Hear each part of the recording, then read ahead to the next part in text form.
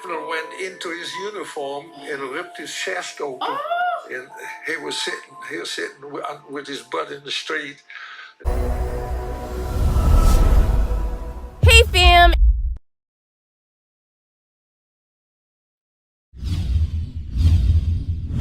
It's Ashley in the building. It's your girl Ash and I am back with another video. Today I am reacting to Memoirs of World War II, episode 15, A German Soldier Remembers World War II. If you haven't subscribed already, what are you waiting for? Make sure you hit that red button so you can be a part of the family. Don't forget to give your girl a thumbs up. Enough of me talking. Let's get straight into this reaction. The full name is Gert Friedrich Franz Schmitz. And I remember on September the 1st, 1939, Hitler was on the radio telling that the war started. Since 5 o'clock this morning, our troops marching into Poland, doing whatever they do best. 6 months later, Hitler marched into the France. The British came and the Americans came into the war. Hitler. Okay, I said it. And I talked to my grandpa, and he told me, he said, if they want to win the war, it don't look too good. He said, don't say that, but we cannot lose the war. That was not even remotely in my mind that we ever could lose the war, you know, because we were so conditioned politically. Hitler controlled the newspapers, they controlled the radio, Goebbels, the propaganda minister, he controlled everything else. And we listened to the news and they told us all about going on in the Western Front and how successful they are and all that. Then we walked outside and we heard the guns. Wow. You say, well, that is too close for what they tell us where they're supposed to be.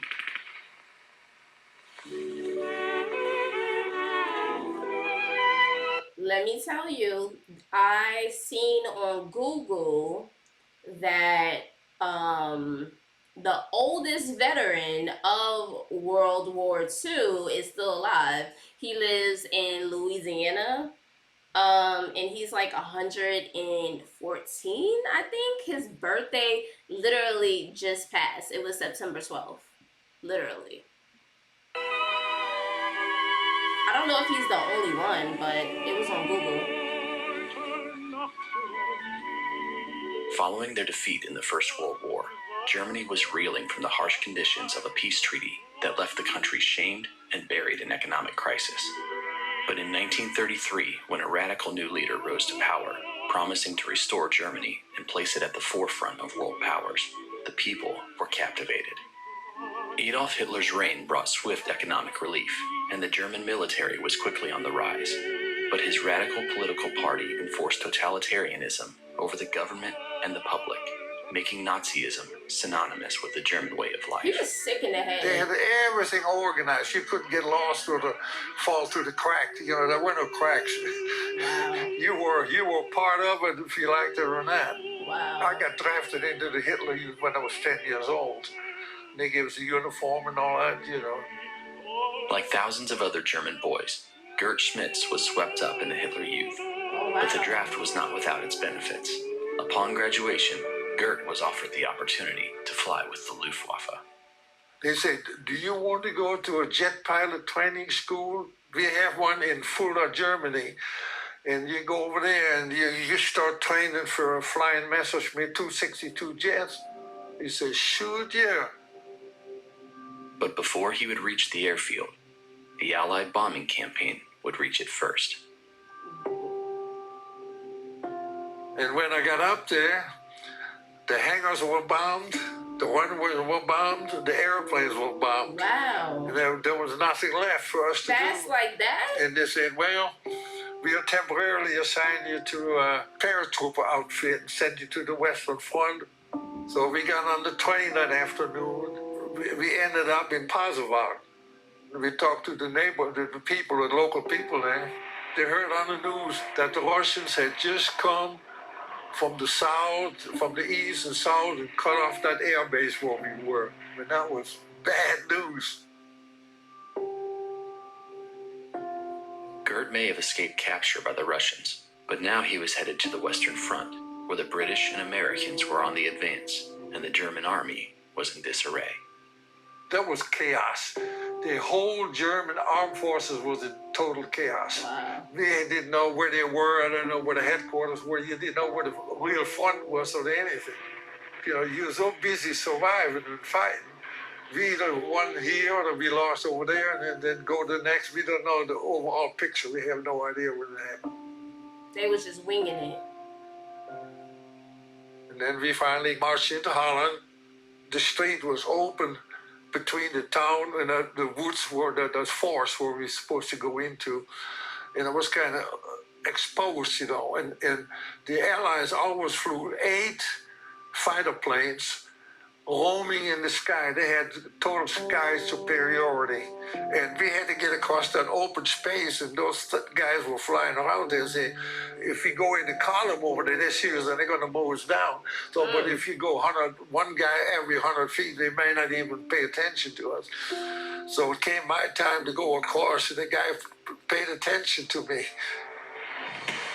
And he came and started shooting at me, and I went into that deep ditch. And as soon as he went past me, I got out and run down toward the woods. And when I came the other way, I jumped back in the ditch. Whoa. And finally got wise. Instead of going across, he came down alongside the ditch and was unloaded. Bullets flying behind me and in front of me. I mean, there was bullets flying every way. Oh my God. So he got up and I ran, and I didn't go back in the ditch. I went all the way into the woods. Kept running until you couldn't run no more. Yeah, that was kind of nasty. But I hate Mustangs to this day.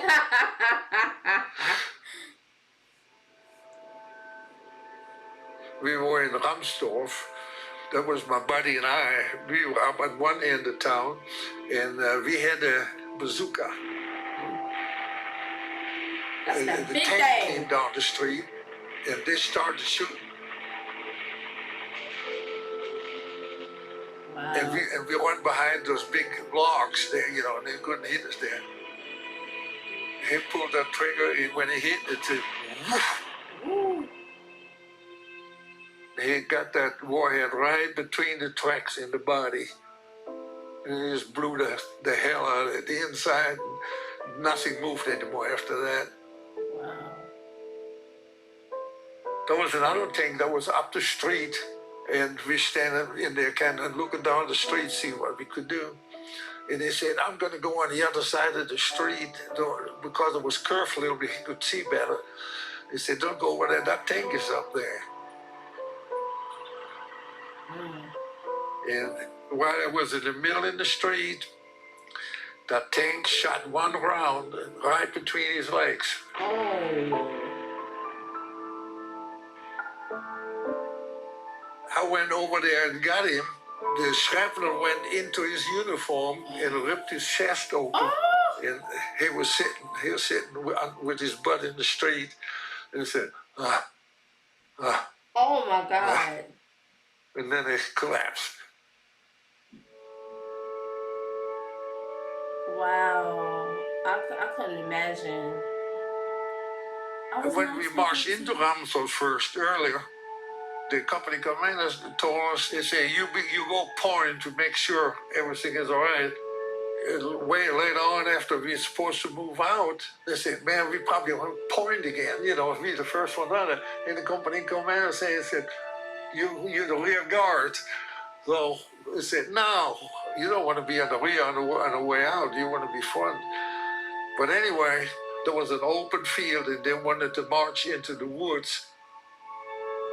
And what we were way behind as a rear guard, they walked into a trap. The Americans, they already were on 3 sides, and they waited till the whole battalion marched in there, and they mowed them down. Wow. So the 4 of us, we went off to the right into the woods and disappeared in the woods. And that's how we ended up behind enemy lines. Oh. Gert and his 3 comrades were on their own, disoriented and desperately searching for ever elusive friendly territory. And then when we finally got into Dülmen, it was daylight, And there was a 6-foot fence, a chain link fence. They said, well, that must be a park. Nobody is fighting in the park, so we're going to be pretty safe. So we got over and climbed over that 6-foot fence. GIs walking all over the place there. Wow. And they saw us and they started shooting at us. They had a 2.5 truck with machine guns on there. They came around and started shooting at us with that. And then we said, we got to get out of this park. So we jumped over the fence. Then there was tanks on the outside. They said, that ain't not safe either. Let's jump back in the fence. We jumped back over that 6-foot fence. And then that truck came and started shooting at us. Everywhere they go. We went back over the fence again and went in the other direction. And we saw a pine forest over there. And they said, let's get into that forest and get the heck out of here. Then we crawled on our stomach, and we finally got into the woods, and they came after us. And they said, well, let's hide behind the trees till they go. If they don't see us, they might go away. And they came, and I stood behind that tree. You know, we all stood behind each one of those trees. It was just big enough to hide us. And they said, what I'm going to do, you know, since we can't run, they're going to start shooting at us. And I finally, I put my hand out and waved, you know, and said, hi. And they said, come on out, you know, hands up. And that's how we got captured.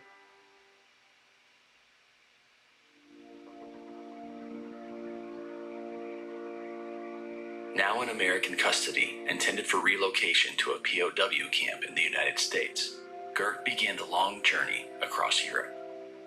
From prison camp to prison camp, he passed the time by drawing pictures to document his experiences. Wow. But before Gert would reach the French coast, Germany surrendered, the war came to an end, and the prisoners were sent back to their homes.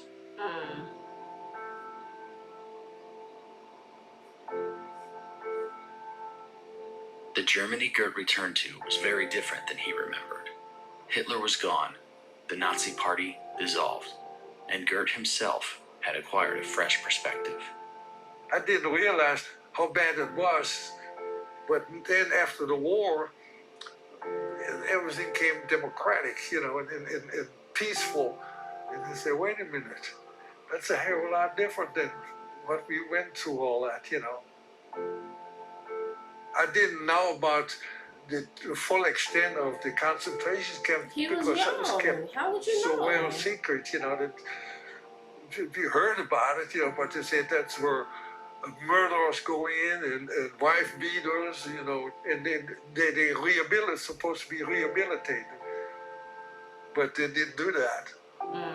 And I didn't know the full extent till I came to the United States. Yeah, a lot of people didn't. Following the war, Gert immigrated to the U.S., served with the Army, and went on to a career in aerospace engineering, working alongside Werner von Braun. Gert served his country honorably in the Second World War, but like all of those who survived, regardless of what side, he hopes to one day live in a world free of violent conflict. That's right. War is the stupidest thing that man invented. Sure is. If you can't talk it out, if you cannot communicate, you start fighting.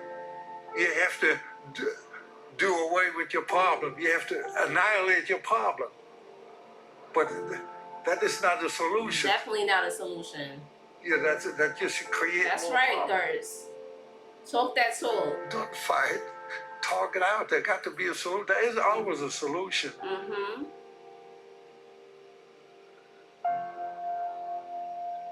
Smart man right there. That's right. Talk it out. There's always a solution. Because when you start fighting and killing, that just leads to, it's just repetitive over and over. Wow.